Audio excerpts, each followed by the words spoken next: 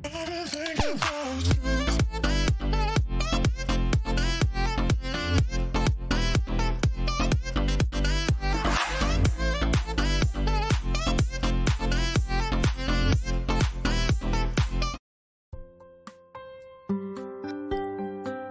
guys! Ayan guys, gagawa tayo ng ating salad.